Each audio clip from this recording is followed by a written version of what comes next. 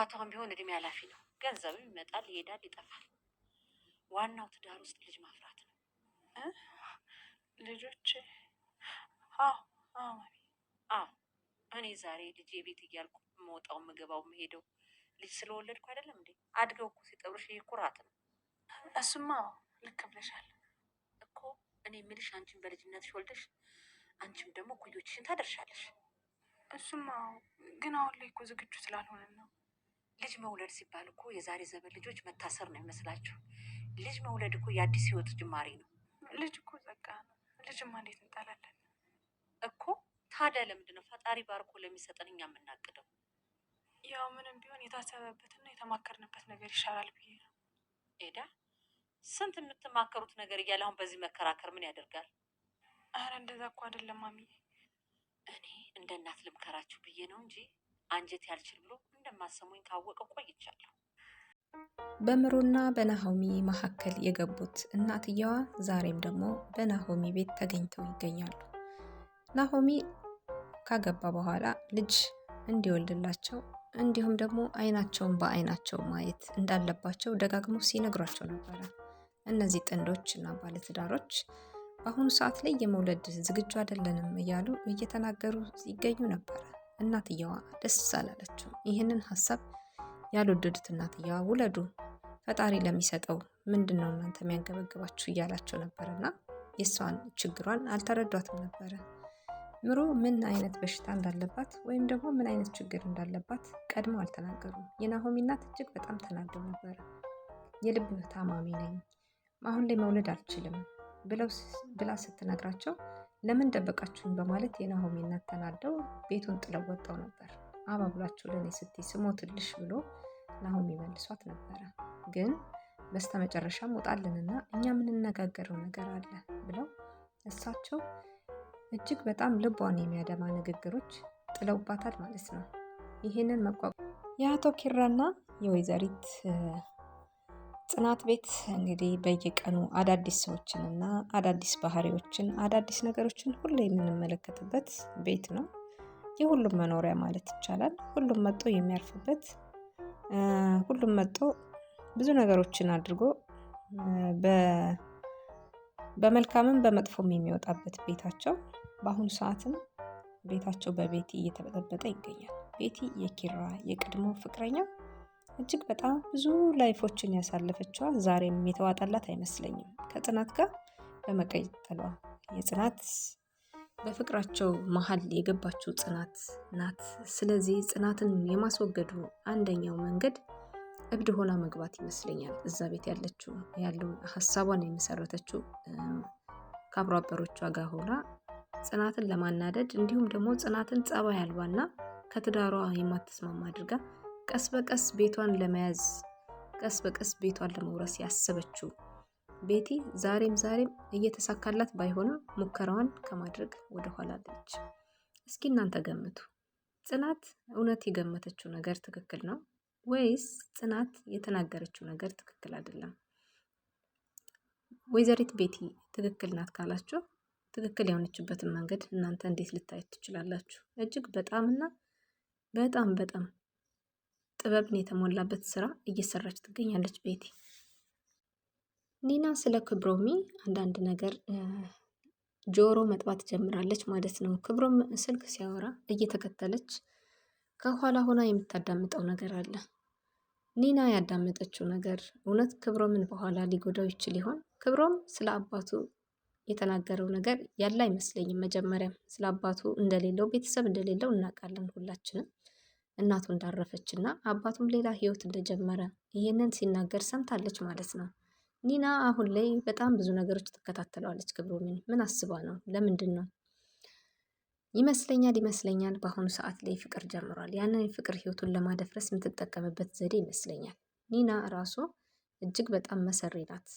ምክንያቱም ለጽናትም ሄዳ ማቃጠር እንዲሁም ደግሞ ለሁላቸውም እየሄደች መናገር ትወዳለች። የሰማችውን ያየችውን ነገር አትደብቅም። ወዲያው ሄዳ ነው የምትናገር። በተለይ ደግሞ አሁን የጀመረችው ነገር በጣም ከባድ ነው። አይ ክብሮም አባት አለው እንዴ ክብሮም እንደዚህ ነው እንዴ እያለች ለጽናት ትነግራታለች። ጽናትም እንደዚህ አይነት ወሬ አታምጭብኝ እያለች ስትቆጣት ነበረ። እጅግ በጣም ነበር እንትን የሚለው ማለት ነው። እና ይሄ አካሄዷ እጅግ በጣም ለወደፊቱ ያሰበችው አንድ እቅድ እንዳላት ያመለክታል ማለት ነው። የክብሮም እና የሰኒ ፍቅር ደግሞ ዘላቂነት ያለው መስሎ ይታየኛል። ለሰኒም ነግራታለች። ወሬ ግን አታምጭብኝ ስትል ነበር ሰኒ ማለት ነው። ይሄ ነገር ተውጦላት ይሆን ወይም ደግሞ በአትኩሮት ለወደፊቱ ልትመለከተ ይሆን ሰኒ ባናቅም፣ ለሰኒ ይሄን ነገር አባት እንዳለው ሲያወራ እንደሰማችው አንዳንድ ነገሮች መረጃዎች ለሰኒ ስታቀብል ነበር ማለት ነው። ኒና መጨረሻዋ ምን እንደሚሆን ባይታወቅም ዝም ብሎ እንደተመለከታት ግን ኒና አንድ ያቀደችው እቅድ ይኖራታል ብዬ አስባለሁ። በስተመጨረሻም ያየነው አንድ ነገር አለ፣ በጣም የሚያሳዝን። ምሩ እንግዲህ ስትወድቅ አይተናት ነበረ።